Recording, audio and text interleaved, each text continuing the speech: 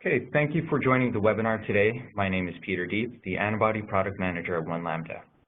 I'll be hosting our webcast featuring Ms. Donna Phelan, the Technical Supervisor at Barnes-Jewish Hospital. Ms. Phelan will be presenting on important topics in lung transplantation during her talk, Back to the Future, a look at the St. Louis lung transplantation experience. This presentation will be recorded for future viewing through the One Lambda website. During the presentation, please feel free to ask questions in the open field on the bottom right of your screen, directed at the panelists. Questions will be answered at the end of the presentation. Please note, a short survey will be emailed to webinar participants after the presentation concludes. 1.5 contact hours of ABHI approved CE credits will be awarded to participants who complete the survey.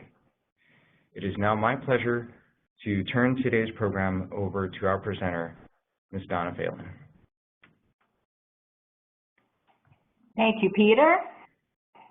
But it's kind of strange sitting here talking to my computer, but at least I can't see anyone snoozing or shopping on their cell phone. So let's get started. I do have to disclose that the views and opinions expressed in this presentation are those of mine and my colleagues and don't reflect the official policy or position of One Lambda or any division of Thermo Fisher Scientific. Could I have the next slide, please, Peter? What I'd like to do in the next hour or so is to give you a historical perspective on lung transplant, discussing bronchiolitis obliterans syndrome, which is chronic rejection in lung transplantation, and discuss primary graft dysfunction and donor-specific anti-HLA antibodies and the effect that both of these have on the occurrence of BOS. I'd then like to share with you some of our early results in the lung transplant program here. We did participate in a multi-center study, the HALT study, which is HLA antibodies after lung transplantation. So I will go through the results overall with those and then describe the results of our own center. Very quickly, I would like to give you a brief introduction to antibodies to self-antigens. Our previous director here at WashU, Dr. Mohana Kumar, did a tremendous amount of work on self-antigens. We don't use them in the clinical situation, but certainly I would like to acknowledge his contribution. And I do know that there are several other centers across the country that are actually testing for these same antibodies. And then to finish up, I would like to go through what we are currently doing here in the laboratory, which is my favorite part of the whole talk, and I think is very exciting stuff. Things that I've been trying to convince our clinicians to do probably for over 6 years. So, Peter, if I could have the next slide. So I assume that we were asked to give this presentation because we do have one of the largest lung transplant programs in the country here at WashU and Barnes-Jewish Hospital. And what I've done is I've divided up the years that we've been doing transplants into 5-year periods of time. So you can see in 1989, when we started doing lung transplantation here, in those first 5 years, we only did 54 transplants. And actually in 89, we only did 2. But you can see how the number of transplants have grown dramatically over the years. And in looking at the first quarter of 2017, if in fact we maintain our current rate of transplantation, we'll be doing between 100 and 125 transplants just this year alone. Okay, Peter. So let's go into the historical perspective. And what I have here is survival data, and this is also divided up into certain eras. So we have the first era, which is 1988 to 1995, where almost 6,000 transplants were done. The next era, 1996 to 2003, which doubled in the number of transplants. And then the last one reported, which is almost 18,000 transplants. However, if you look at the half-life of the organ, it's not very good at all. So in the first era, only a half-life of 4 years, which didn't greatly improve with the next era, nor did it improve hardly at all with the last era. And if we look at survival, 5-year survival, in that first era we had about 45% graft survival, 50% in the second era, and a little over 50, probably around 54% in the third era. Okay, Peter? Now, if we look at survival in lung transplant in comparison to other solid organ transplants, and let's look at 5-year and 10-year survival, you can see that in the lung transplant situation, it's 52% 5-year and 30% 10-year.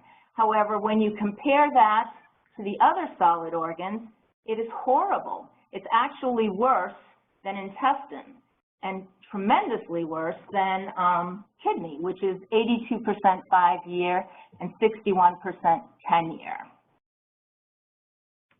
Okay? Looking at causes of death in these transplant patients over a period of time between 0 and 10 years, initially what we observe is that there is a higher incidence early on of graft failure and of infection. However, as you move forward greater than 1 year after transplant, you see that the highest incidences or causes of death are in bronchiolitis. Now, this was reported in 2011 in the Journal of Heart and Lung Transplantation. If we go to the next slide, you can see a very similar pattern in 2013 with many more numbers of transplants, where you have higher incidences of graft failure and infection, less than 30 days transplant, and then greater than 1 year, the highest incidence or cause of death is in bronchiolitis. So what's the incidence of this chronic rejection or BOS in lung transplantation? If you look, the incidence of BOS 4 years post-transplant is 45%. It's extremely high. Then if you look at it at about 8 years, it's almost 80%. So 80% of all lung transplant recipients have BOS, an extremely high occurrence. So if we look at the risk factors for BOS, it's acute cellular rejection, lymphocytic bronchiolitis, primary graft dysfunction, or PGD, which we'll talk about in more depth, respiratory viruses, GERD, and of course, something that is near and dear to all of our hearts, donor-specific HLA antibodies. So looking at primary graft dysfunction, next slide please, there are 4 different grades of PGD that have been defined by ISHLT. Now if we look at the ratio of arterial oxygen partial pressure to fractional inspired oxygen, quite a mouthful, this ratio is used to diagnose respiratory factors. So the higher the ratio, the better. So a 0 grade has greater than 300, and it has no chest X-ray infiltrates. PGD grade 1 still has greater than 300 ratio, but now we begin to see infiltrates on the X-ray. And then 2, we're dropping in our ratio, still have infiltrates, and then the worst grade, PGD3, has less than 200 ratio and many more chest X-ray infiltrates. Now this obviously has a great significance when we're looking at the transplant survival. So PGD1, which is the least, has approximately 80% graft survival at about 3 years. In comparison, no, that's not 3 years, that's about 8 years. In comparison to only 20% graft survival at 8 years when the primary graft dysfunction is grade 3. And if we look at primary graft dysfunction and BOS, you can see that grade 3 has a high relative risk, high 95% confidence interval, and highly significant. So PGD3 is very significant in causing BOS post-transplant. Now, if we look at donor-specific antibodies, they also have an effect on not only rejection, but BOS. So those patients that make donor-specific antibody post-transplant have greater than 80% BOS at 3 years. In comparison to those that don't make donor-specific antibody that have 60% BOS. So there's a high significance between the occurrence of DSA and BOS. DSA seems to precede BOS. It's also related to acute cellular rejection, lymphocytic bronchiolitis, and we can't underscore the role of humoral immunity in donor-specific antibody and rejection. So now if we look at the WashU BJH experience, based on everything that we've discussed, we became very interested in looking at exactly what our incidence of BOS was and our incidence of donor-specific HLA antibodies. So you can see we had 116 patients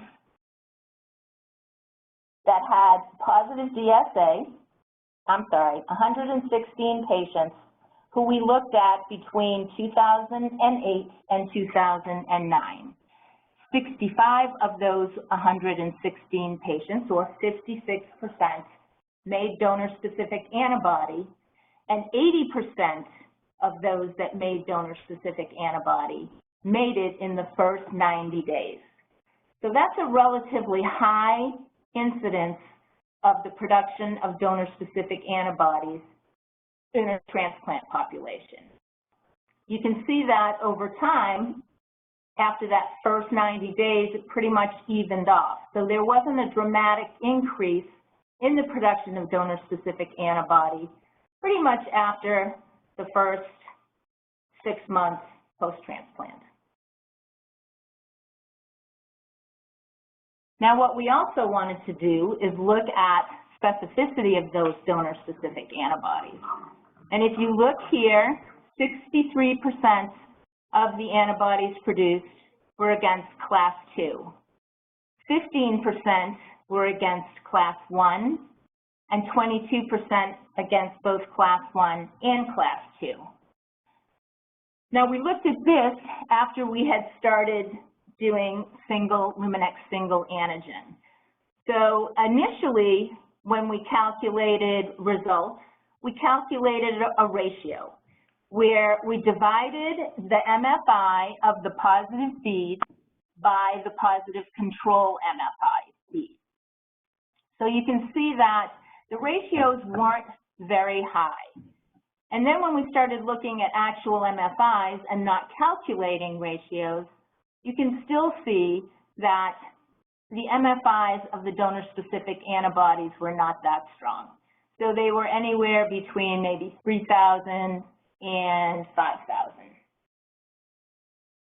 Next slide.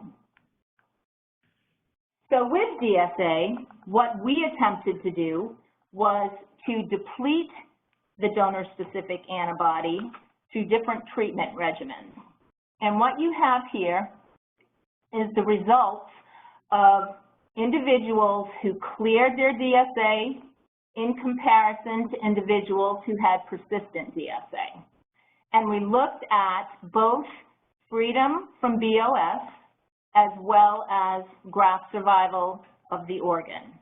And you can see that clearly, initially or early on, those individuals who were able to clear their donor-specific antibody did well.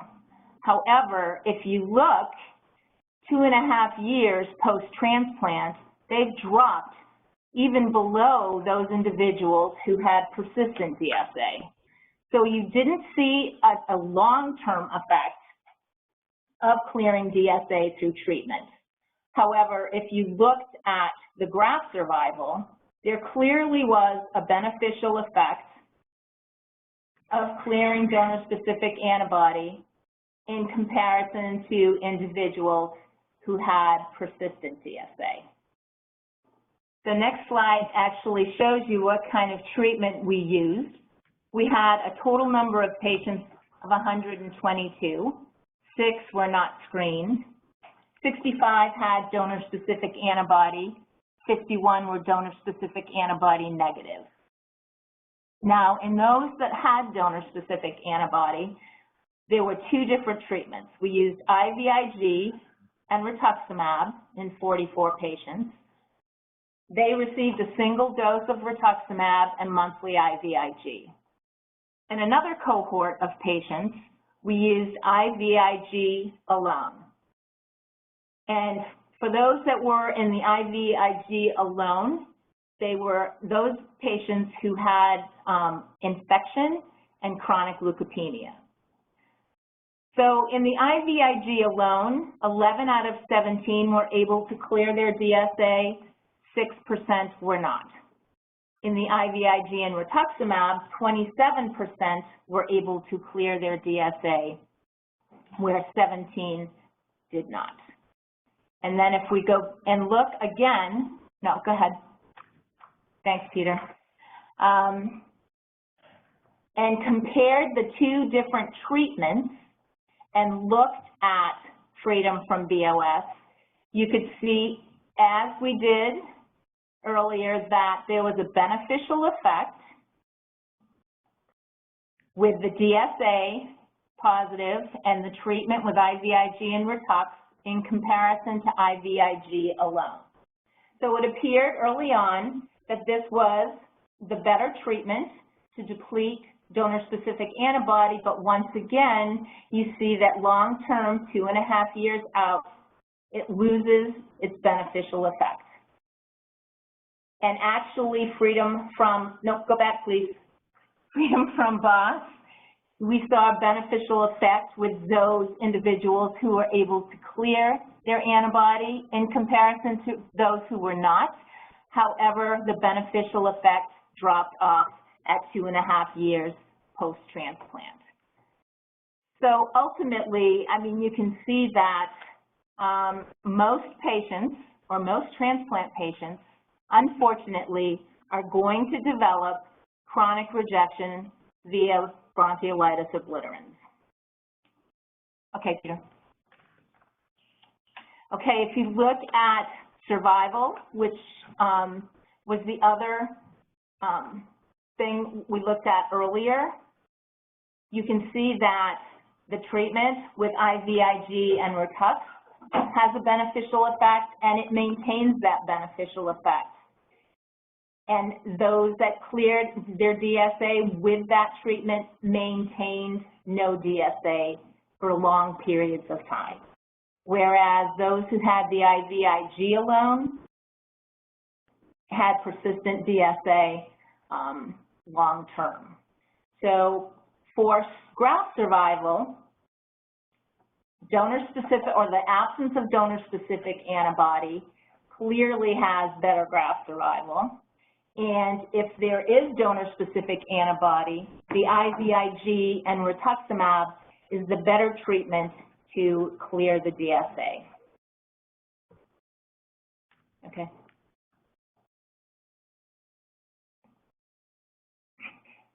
So in looking at risk factors for DSA development, as we did for BOS development, you can see that similarly to the BOS, With PGD grades 2 and 3, high relative risk of DSA development and highly significant as compared to the number of mismatches or pre-sensitization, pre-transplant. There is a significant risk factor to acute rejection with advanced 2A grade. So based on our initial results from this study, WashU went out, or our pulmonologists went out and recruited some other centers to participate in this HALT study, which is HLA Antibodies after lung transplantation. It was funded by the National Heart, Lung, Blood Institute for a 2-year period of time. There were 6 transplant centers that participated, WashU being one of them, University of Pennsylvania, Cleveland Clinic, Stanford, UCSF, and UTHSC San Antonio. Standardized testing was used to determine the presence or absence of DSA, and we determined the incidence of DSA development in our transplant population. So the study design is described here. When the patient was consented and listed for lung transplant, an HLA antibody screen was performed as well as an HLA phenotype to get a baseline history. When the patient was transplanted, a cross-match was performed. On day 10, the first DSA was tested, and then days 30, 60, 90, and 120, we performed DSAs, pulmonary function tests, and total bronchial biopsies. We enrolled patients for a 6-month period of time between December of 2011 and June of 2012. As you can see, there wasn't a very long follow-up period, only a follow-up period of 4 months. What we ultimately were looking for were these DSA outcomes of occurrence, persistence, resolution, and recurrence of DSA. And other outcomes were antibody-mediated rejection, the incidence of VOS, and death. These are the demographics of the 119 patients enrolled in the study. A mean age of 57 with 41% females. The diagnosis, the largest being interstitial lung disease. There were 76% bilateral lung transplants, 13% were allosensitized pre-transplant, and there was an average of 8 mismatches for these 5 loci. Now, the way we determined whether a DSA was present or positive, in looking at de novo DSA, we compared the post-transplant antibody screen to pre-transplant bead reactivity. There had to be an increase in DSA-MFI greater than 30%, and there had to be an increase in DSA-MFI greater than or equal to 500. DSA-MFI also had to be greater than 1,000. If there was preformed DSA, the DSA had to be between 1,000 and 5,000 MFI, and there had to be a negative flow crossmatch. And once again, we compared the post-transplant reactivity to the pre-transplant reactivity with the same criteria that we used in de novo DSA. The immunosuppression that was used was a standardized approach. There were some deviations due to patient-specific reasons. Basiliximab was used as an induction therapy, and then we had maintenance immunosuppression of tacrolimus, mycophenolate mofetil, and steroids. Okay, so what we found was that out of the 119 transplant patients enrolled, 43 made donor-specific antibody, which was 36% of the population, much lower than the 56% DSA that we found in our initial study for WashU BJH patients. However, 70% of those donor-specific antibodies were developed within 30 days post-transplant. So even quicker than the 90 days that we saw initially in the population that we studied. So you can see this drop-off in the first 30 days, and then it kind of evens out very similarly to what we saw after the 90 days, where we saw the initial development of donor-specific antibodies. We looked at specificity of the donor-specific antibodies that were developed. Median MFI was 3197. The MFI ranged from 1068 to 18,000, and 9 out of 43, or 21%, had preformed DSA. So looking at specificity, 53% had class 2. If you remember, in our initial study, it was 63%, but clearly a predominance of class 2 antibodies made post-transplant. 14% had class 1, and 33% had both class 1 and class 2. In looking at the overall results of the transplants in the HALT study, there was no difference seen in acute cellular rejection between those that made DSA and those that did not. There was no difference in survival. There were 4 cases of acute antibody-mediated rejection. However, remember that follow-up time was very short and was only limited to 4 months. We did find DSA was common early after transplantation, less than 30 days in this cohort, and that the targeted antibody specificity was to class 2.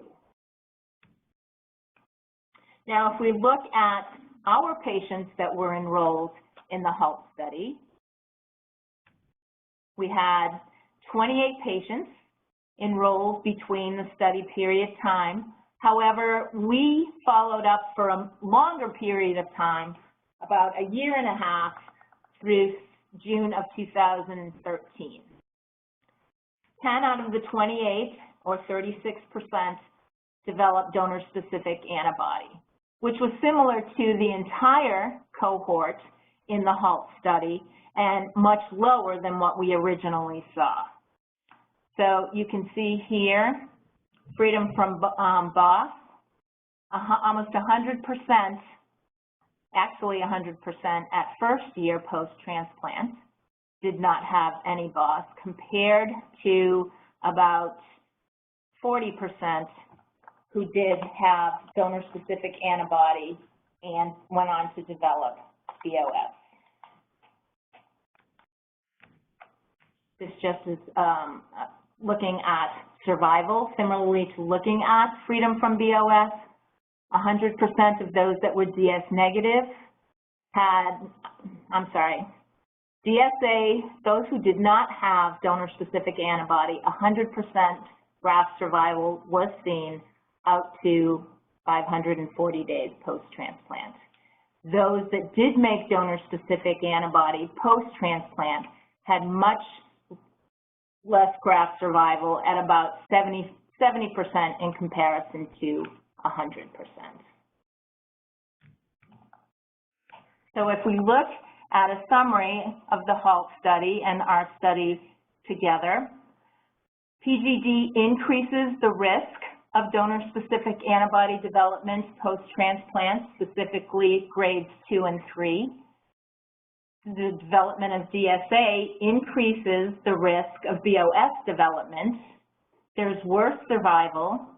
DSA clearance may improve the risk of BOS and survival, primarily survival, long-term BOS early on post-transplant. And what we need really is some random controlled trials of this preemptive treatment to see if it is actually beneficial, especially in freedom from BOS post-transplant.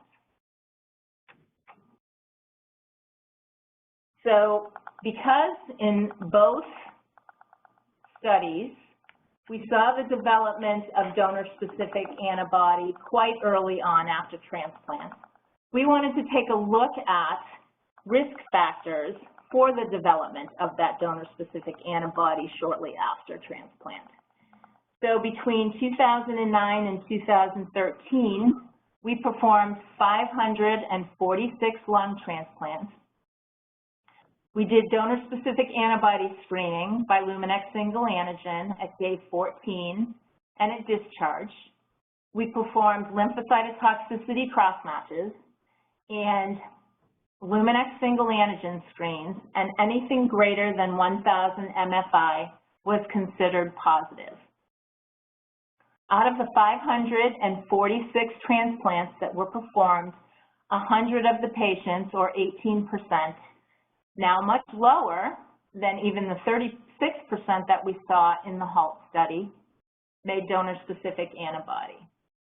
Of those 100 patients, 70 were treated and 30 were untreated. And what we did is we looked at 3 different variables as risk factors for early donor-specific antibody.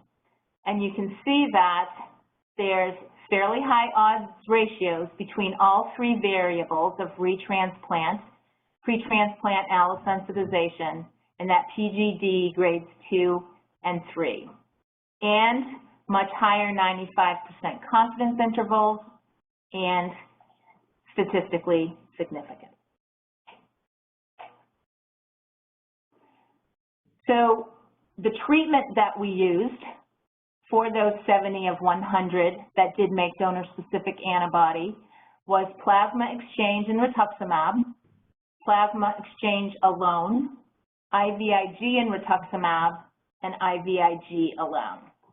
In the control group, we didn't do any testing for DSA beyond the discharge date. And of those that made donor-specific antibody, they were a much sicker cohort. Many of them were retransplanted. They had pulmonary arterial hypertension.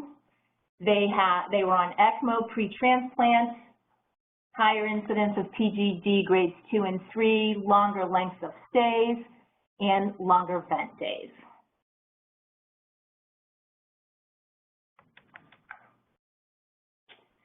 Now, in the two groups, we didn't see any difference in the incidence of BOS, strangely enough. At 1 year, it was 13% versus 9%, and at 2 years, 32% versus 25%. We did see some difference in survival in those that made DSA early versus those that did not make DSA. And you can see here percent survival, group A being the ones that made donor-specific antibody. At 1 year, 79% survival versus those that did not make antibody, 88%. And then at 3 years, 57% versus 74%. So there was a difference in survival between those who made early donor-specific antibody and those that did not. When we looked at 3 different variables, you can see that they're basically all very similar and not statistically significant. So to conclude this portion, DSA is very common after lung transplantation with variable incidence. There is pre-transplant allosensitization. PGD and acute cellular rejection have an effect on DSA and BOS. There is an increased risk of BOS and death with the development of DSA post-transplant.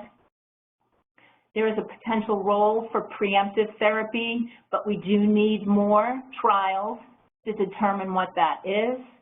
And the question becomes, would we see fewer or less BOS if, in fact, we did donor and recipient HLA matching.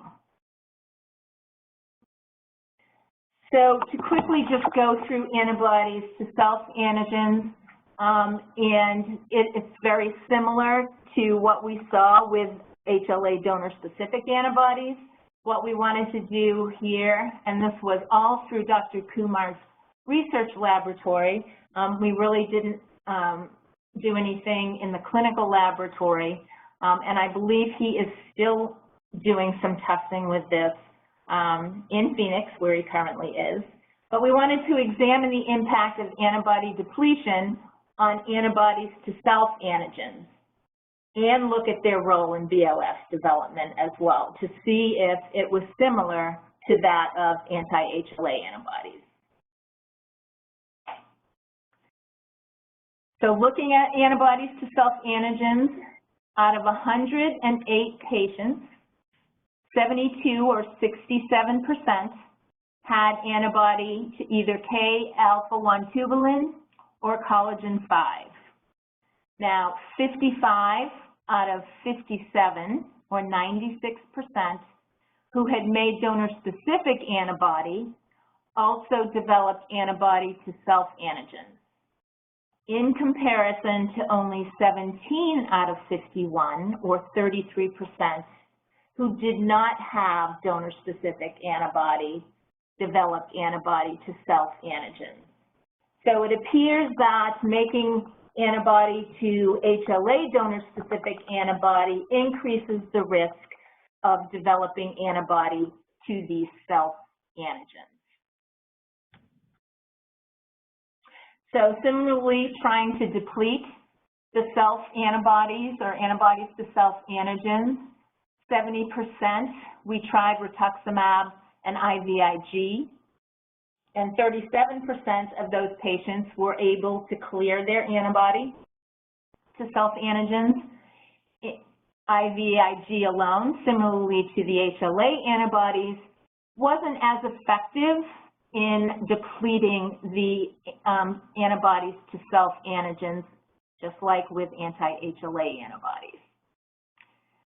20% of those individuals who were able to clear their antibody still developed BOS, but 71% who had persistent antibody developed BOS. So we're seeing a similar pattern between anti-HLA antibodies, persistence, clearance of those antibodies, and the development of BOS with antibodies to self-antigens. And this just demonstrates freedom from BOS in those patients who were able to clear anti-HLA antibodies. They were also able to clear antibodies to self-antigens much better early on than those who had persistent antibodies to self-antigens. But once again, long-term, it's losing its effectiveness, and they more and more are getting BOS or developing BOS. If we're looking at persistent anti-HLA donor-specific antibody, we see a similar pattern where they are better able to clear, or the freedom from BOS is better in those patients who can clear antibodies to self-antigens in comparison to those that cannot clear and have persistent antibodies to self-antigens. So to conclude, once again, we do not underscore the role of humoral immunity in lung transplantation. There are interactions both between cellular and humoral immunity. And these interactions can be allo and autoimmune responses. Depletion, as with anti-HLA antibody, may mitigate risk of BOS early on. Autoantibody depletion is a bit more difficult to obtain, in comparison to anti-HLA antibody. And once again, the question comes up, should we be matching donor and recipient for HLA? So now we'll get into what we are currently doing. So in 2011, when the C1Q kits came out, I was pretty excited. Anything new and different after being in the field for 37 years, I tend to jump on it. So immediately, we got the kits in and looked at our sensitized patients in all 3 transplant groups. What I did was I went ahead and screened with the C1Q kit utilizing single antigen class 1 and class 2Bs, and we tested against untreated patient sera and those that we used treated with the C1Q. We looked at 16 sensitized lung patients, 10 heart patients, and 37 renal patients. And what I did is I calculated the number of positive beads by the number of total beads tested and averaged all of the PRAs, so to speak. So you can see here the percentages of class 1 in the 3 different populations and class 2, and did the same thing with the C1Q treated serum sample. So you can see a pretty dramatic drop in reactivity, which said to me that we would be able to expose our patients to more donors, which I was pretty excited about. Now, this doesn't really show you the true picture. So what I did is, on the next slide, I listed some individual patients' PRAs to give you a better look at how dramatic some of these reductions in reactivity were.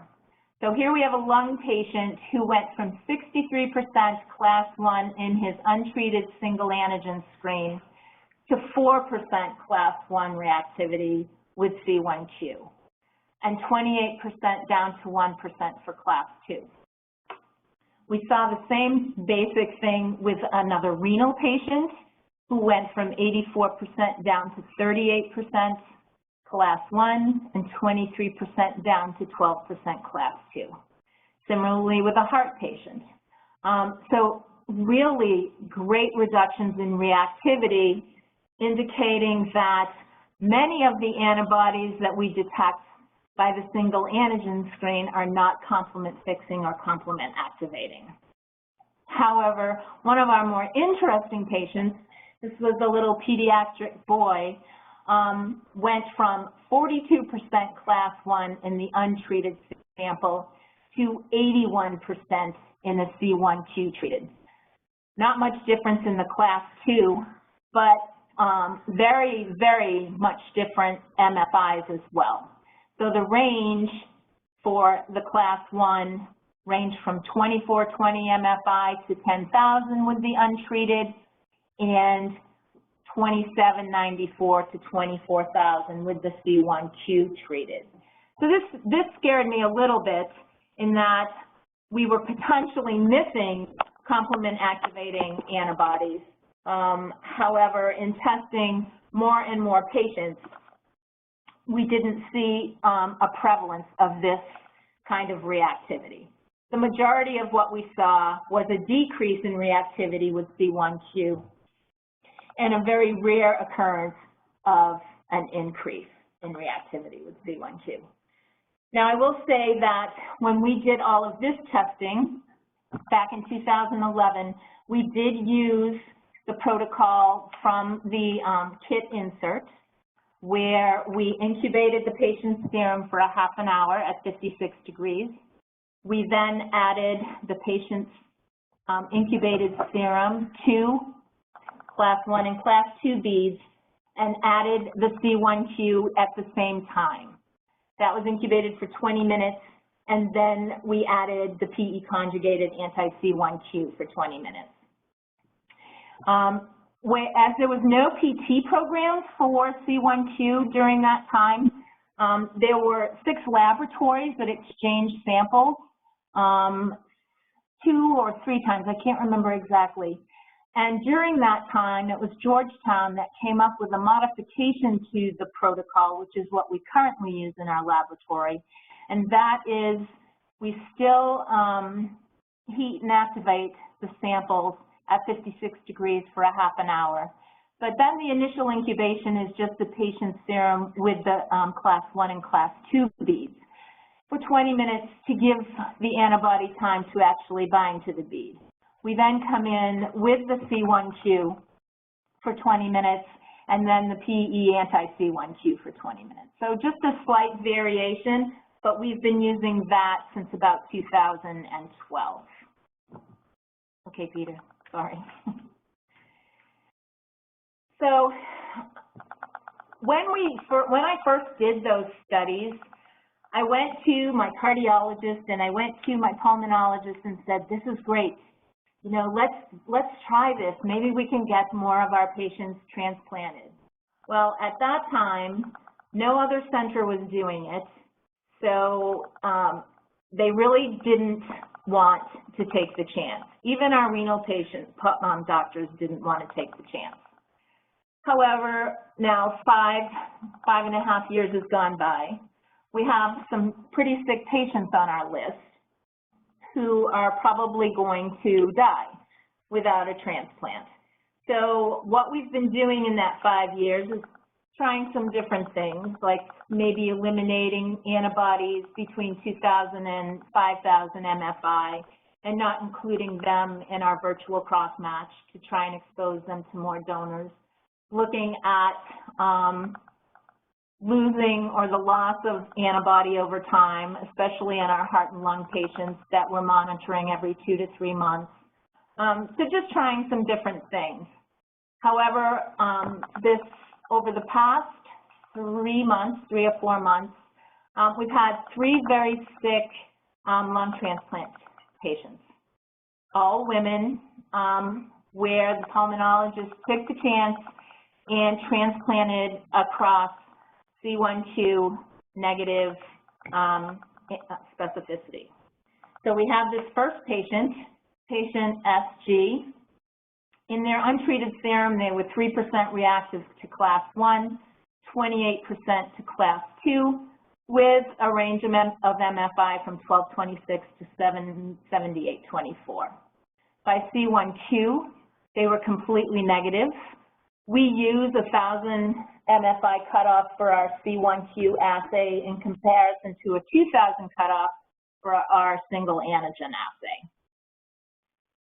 The patient did have donor-specific antibody to DQ7, which was a 5,200 MFI, but only a 2,100 C1Q MFI, and then DR13, which was very low at 1226, but 0 with C1Q. Crossmatch was completely negative by anaglobulin and flow. This patient had been listed since February of 2016 and finally was transplanted a year later. Our next transplant recipient,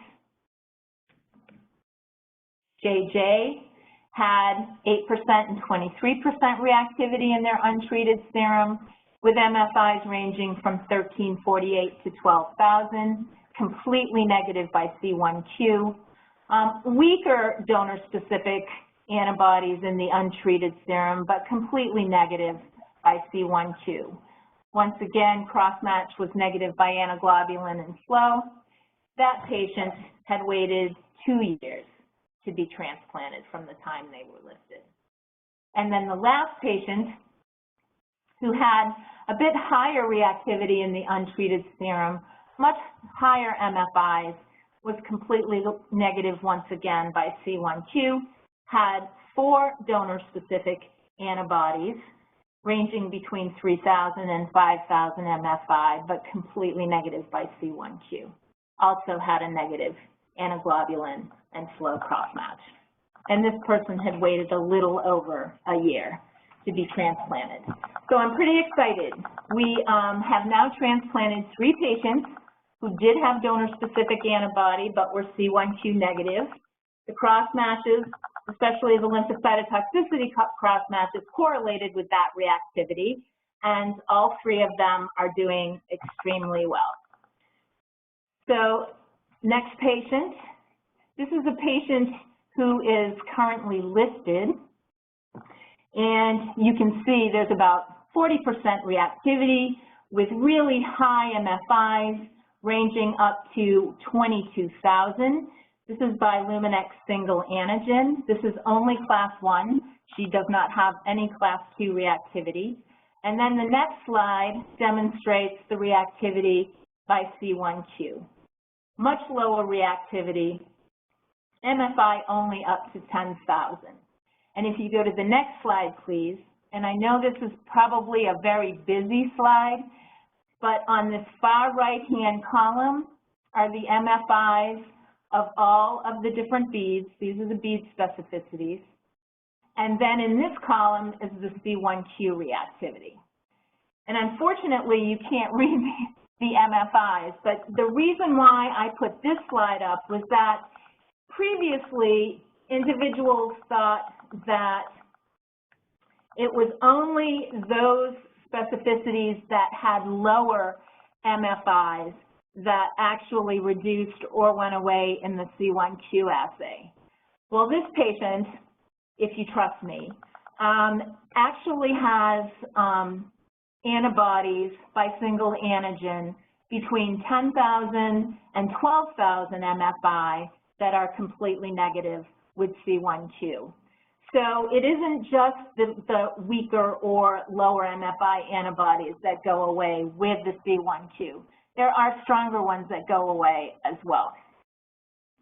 So as a result, this patient is being listed with only their C1q reactive antibodies and not their single antigen. So I think I'm finally beginning to convince them. Now, obviously, it would be really nice to do some surrogate cross matches by lymphocytotoxicity, but it's very hard with all of this reactivity even remaining to try and find surrogate cells where we don't have an antigen that's positive, or the patient has C1q positive antibodies too. But the other thing is, which really excites me, is that I do believe they are thinking about this and willing to look at it, because now these C1q antibody screens are being ordered on a stat basis and a routine basis. So this patient just had another stat screen come in this morning. So I'm getting really, really excited. And the last slide, our pulmonologist here had patients, he identified patients where he had C4D staining on 30 out of 418 transplants between 2011 and 2016. Of those 30 patients, 24 out of the 30 were C1q positive donor-specific antibodies. 12 of those were C4D positive. So only 50% of the ones where we had C1q positivity also had C4D positivity. 12 out of the 12 were C1q positive. 18 out of 30 were C4D negative, but of those 18, 12 were C1q positive. So it appears to me that C1q is a much better predictor of donor-specific antibody and of antibody-mediated rejection. Now, the pulmonologist also told me to be careful because C4D in lung transplantation isn't as predictive as in renal transplantation. However, it looks very, very promising.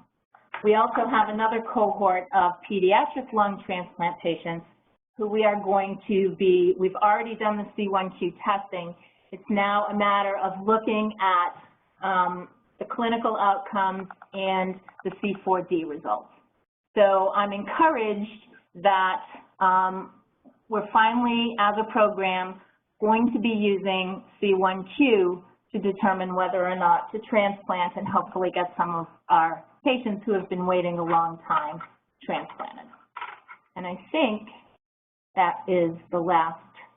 I do want to acknowledge Dr. Ramsey Hashem, who is the pulmonologist who shared a lot of this work with me and a lot of the slides. Of course, Dr. Mahana Kumar, our previous director, who did a tremendous amount of work in lung transplantation, Dr. Chung Lu, our current director, and of course, I have to thank my laboratory staff who do the majority of the work in the laboratory.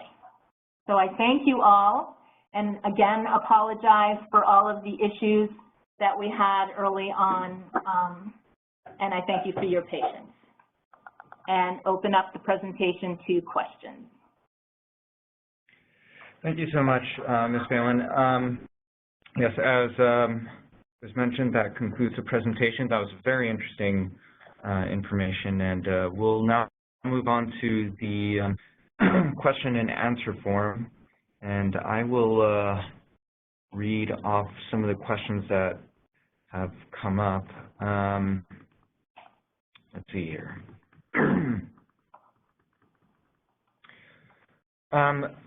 So this question is asking, how long did they receive rituximab? The fading effect could be due to its ineffectiveness on plasma cells? Now, unfortunately, I can't answer that. I would have to get that information from the clinicians themselves. But could you repeat the last part of the question? So what was the inference? So let's see here, the fading effect could be due to its ineffectiveness on plasma cells?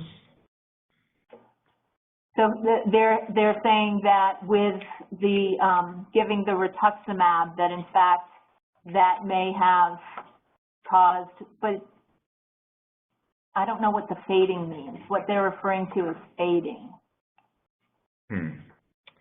I am not clear as well. Let me see if do they mean clearing? Do you think they mean clearing of the antibodies? I think so. I'd have to go back to my slides though, because there were those that did get the rituximab that had persistent DSA in addition to those that cleared the antibody. So I can't say that that was ultimately the cause for all of the clearance, since there were those, and a good percentage, that still maintained persistent antibody. I don't know if that answers the question or not. Okay, another question from the same attendee. They asked, how about multiple DSAs with low MFIs pre or post-transplant? I don't know what the question is. I'm not clear what the context. Did we have patients with multiple DSAs? Is that what they're asking? I think so. Well, you could see in the last 3 transplant patients that I presented, especially the third one, that there were multiple DSAs by single antigen with fairly decent MFIs. If I remember correctly, they range between 5,000 and 7,000. However, because they were C1Q negative, the cross matches were negative. But we did have patients with multiple DSAs. Okay, thank you. Let's see. So this question, so they're asking, have you seen any incidences in your case studies of non-C1Q DSA pre-transplant switching to C1Q positive antibodies after transplant, and what would be the clinical consequences of that? Since we've only transplanted actually these 3 lungs, and we did transplant a renal patient with C1Q negative DSA. We haven't had long-term follow-up, We haven't seen a switch from C1q negative to C1q positive. However, Dr. Zivi at the University of Pittsburgh, who's done probably the majority of these C1q negative transplants, primarily in the lung population, says it's critical to monitor these patients quite frequently post-transplant because they can easily switch from C1q negative to C1q positive. We are monitoring our patients, both that one renal and these 3 lung patients, however, have not seen a switch yet. And hopefully we won't. Okay, thank you for that answer. Dongfang Chen asks, what is your cutoff for C1q assay? The C1q, we use a 1,000 MFI cutoff. I believe that's what was recommended by Dr. Tyan, who actually developed the assay. Okay, Jessica Ashby asks, what are your positive cutoffs for flow cross matches with lung transplants? So we use pretty much the same mean channel shift as we do for our renal population. For T cell, it's 40 mean channel shifts, and for B cell, it's 80 mean channel shifts. Okay, and Walter Herzig asks, how did you come up with 30% increase when determining a change in MFI in the HOLT study? So that wasn't something that I had any input into. What happened, Walt, was that the directors and the clinicians from those 6 centers came together, and actually I sat in on that meeting, and all together they determined that in order to say it was a donor-specific antibody, it had to be 30% higher. I think part of that was that our center, as you saw in that first study, had such a high incidence of donor-specific antibody early on that they wanted to make sure that what they were finding or testing for was actually real antibody. So that wasn't something that I had any input on. It was all the laboratory directors and the clinicians themselves. Interesting.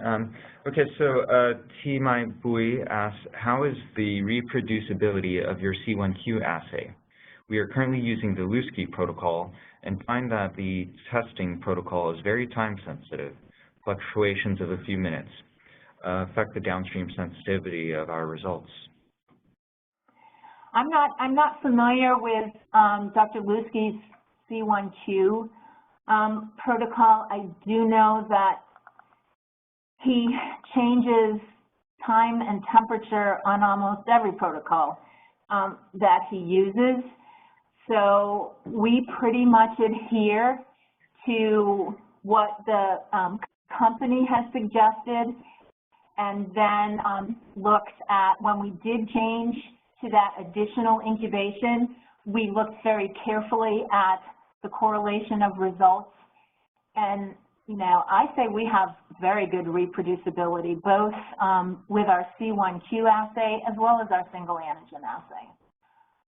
But we try, I mean, we're all HLA people, and we all know that we make slight changes here and slight changes there to our protocols, but we've never made a major change like that where we've reduced the time or the temperature. So, you know, I don't know that I can address it because I'm not really familiar with that specific protocol that he has, that he's put together.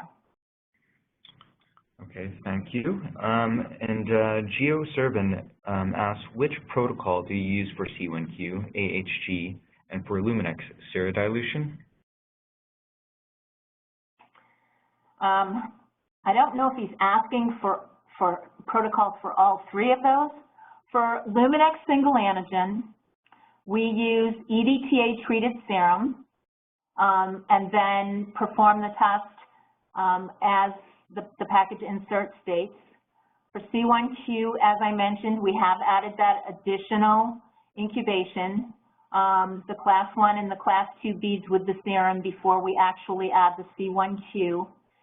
And for antiglobulin augmented lymphocytotoxicity, we use a 4-wash and then add our antiglobulin reagent, which is a goat anti-human kappa, and then leave that for 2 minutes exactly and add our complement diluted, usually 1 to 2. So I'm not sure if that's what he's asking, but those are the 3 protocols we use. Yeah, I think that's pretty clear. Okay, Larissa Slavich asks, were any of the patients in the study screened for IgM and found to have persistent IgM, specifically DSA and also non-DSA? We do not test for IgM here. We don't use IgM as a secondary antibody either in the screening assay or in the flow cross-match assay. So I can't, unfortunately, address that. The only thing I can say is that when we switched to, Peter, are you still there? Yes, sorry. Oh, it's just I lost the screen, so I wasn't sure. When we switched to using EDTA-treated serum, we were able to reduce the amount of interference by what we suspected was IgM. So, I mean, that's the only thing that I can say. Okay. And just a few more questions here. Deborah Crow asks, what is the long-term survival or development of BOS in C1q negative but DSA positive patients?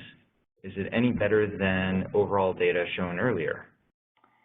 Hi, Dr. Crow. Good to hear that you're on it. It's hard to say since we've only transplanted since the beginning of 2017. So we really don't have a very long follow-up period of time.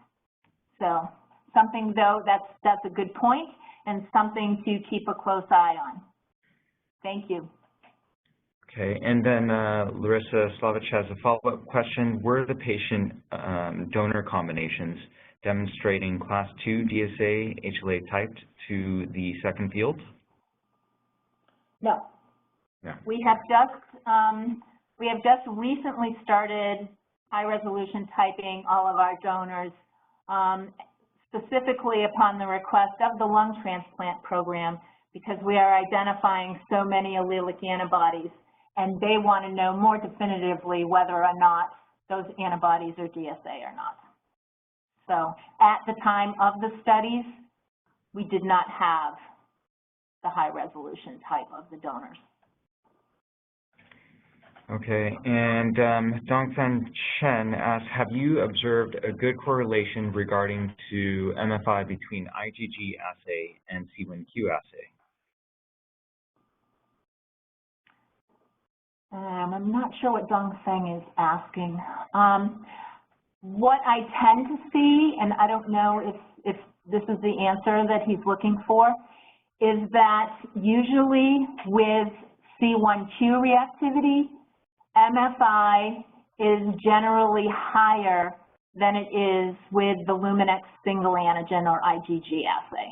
We all have different acronyms or terminology. So I'm thinking that's what he's asking, but I see more, or I see higher MFI reactivity in the C1q assay than in the single antigen assay or IgG assay. Okay, and I think that is it for our questions today. Thank you, Ms. Phelan, so much for your presentation, and thank you all for joining us today. We hope that you found this webcast presentation informative. The presentation was recorded and will be available on the One Lambda website for future viewing. As a reminder, a short survey and information regarding CE credits will be emailed to you following this webinar. That concludes our webcast. Thank you again for joining us today.